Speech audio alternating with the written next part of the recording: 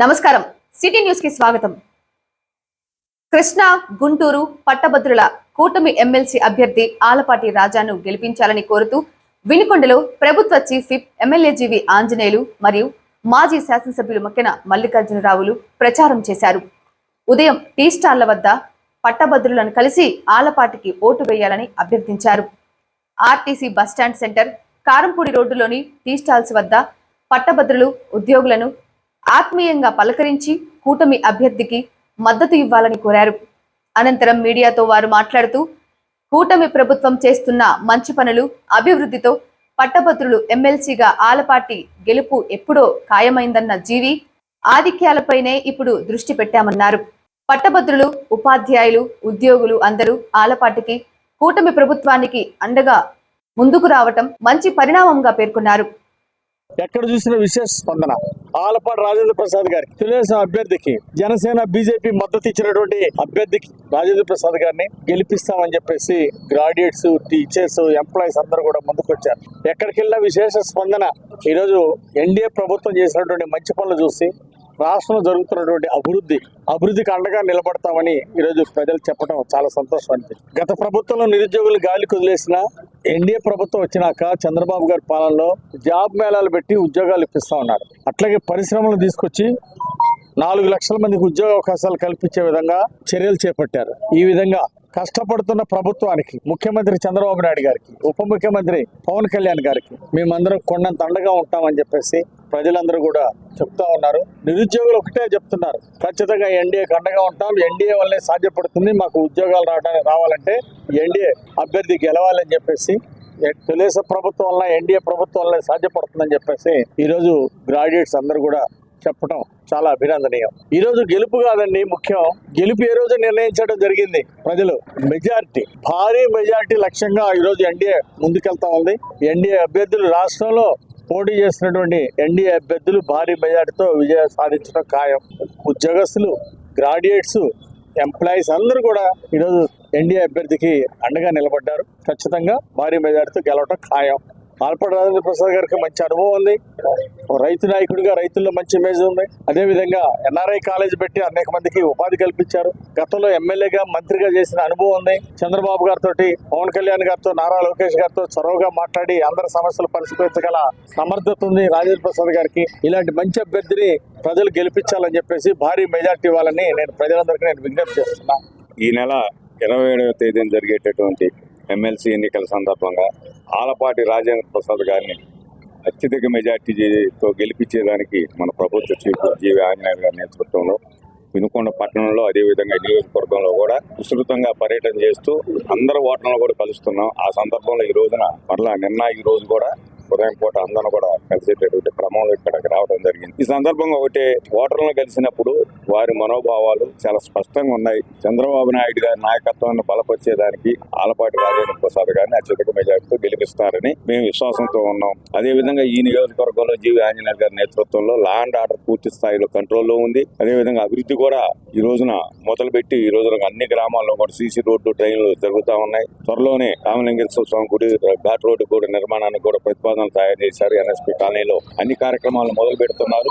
అన్నిటికీ మించి కక్షపూరిత వాతావరణం లేకుండా ఈ నియోజకవర్గంలో గతంలో చేసినటువంటి దుర్మార్గ చర్యలను కూడా మేము పట్టించుకోకుండా మన ఎమ్మెల్యే గారు తప్పనిసరిగా చట్టం తన పని తను చేసుకుంటూ పోతుందనే ఒక పద్ధతిలో ఈరోజు 8 నెలల కాలం అయినప్పటికీ కూడా ఎక్కడ తప్పుడు కేసులు లేకుండా, కక్షపూరిత వాతావరణం లేకుండా, వ్యాపారస్తులు జోలిపోకుండా ప్రశాంతంగా ఉండబట్టి ఈ నియోజకవర్గంలో మంచి వాతావరణం ఉందని సందర్భంగా తెలియజేస్తూ, ఈ నియోజకవర్గంలో 100% ప్రజలు ఎమ్మెల్యే గారి నేతృత్వంలో ఈ ఓటర్లందరూ కూడా ఆలపాటి రాజేంద్ర ప్రసాద్ గారిని గెలిపిస్తారని సందర్భంగా మనవి చేస్తాం. పోలీసులు, అధికారులు, ఉద్యోగులపై జగన్ అవాకులు చవాకులను తీవ్రంగా ఖండిస్తున్నామని, 151 నుంచి 11 సీట్లతో ప్రజలు ఎప్పుడో బుద్ధి చెప్పారని ప్రభుత్వ చీఫ్ విప్ జీవి ఆంజనేయులు ధ్వజమెత్తారు. అధికారంలోకి వస్తామని పగటికలలు కంటున్నారని, ప్రజలు ఒడ్డుపై నిలబెట్టినా బుద్ధి రాలేదని చురకలు వేశారు.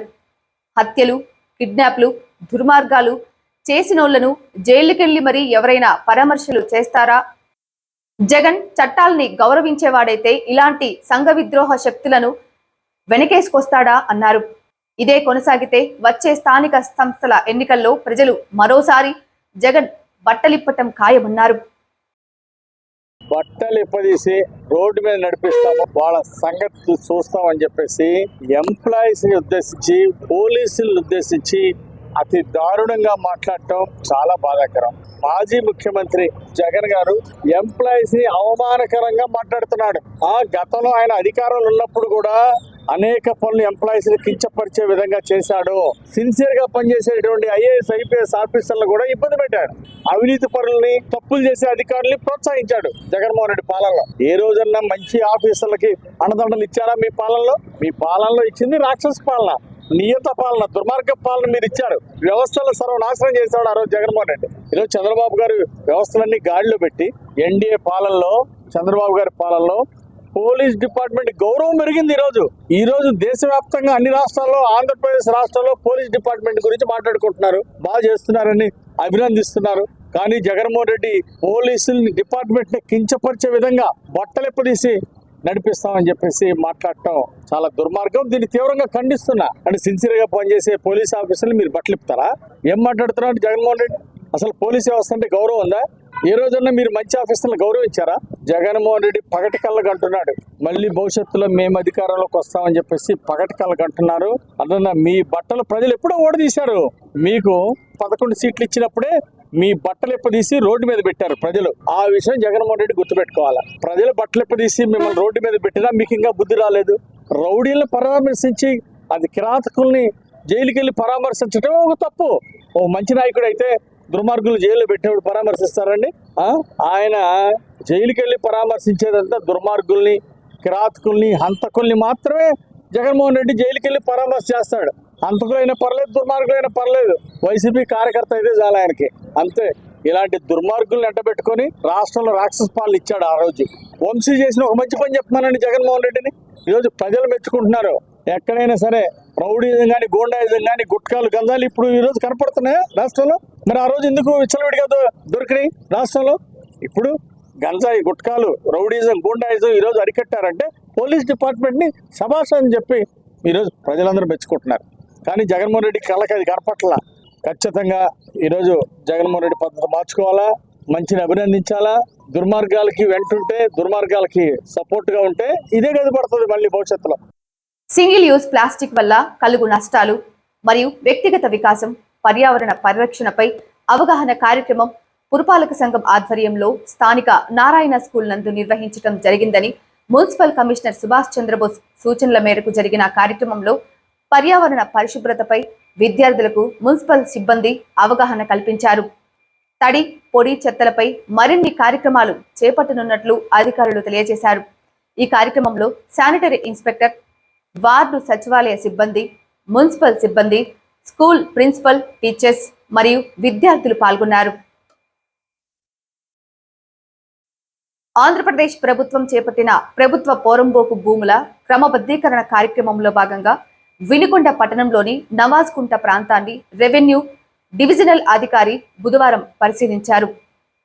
భూములు క్రమబద్ధీకరణలో భాగంగా సమస్యలు పరిష్కారం కొరకు పరిశీలించడం జరుగుతుందని తెలిపారు. కార్యక్రమంలో నర్సరావుపేట మరియు వినుకొండ రెవెన్యూ శాఖ సిబ్బంది పాల్గొన్నారు. సిటీ న్యూస్ ఇంతటితో సమాప్తం. తిరిగి రేపటి సిటీ న్యూస్ లో మళ్ళీ కలుద్దాం. అంతవరకు సెలవు. నమస్కారం.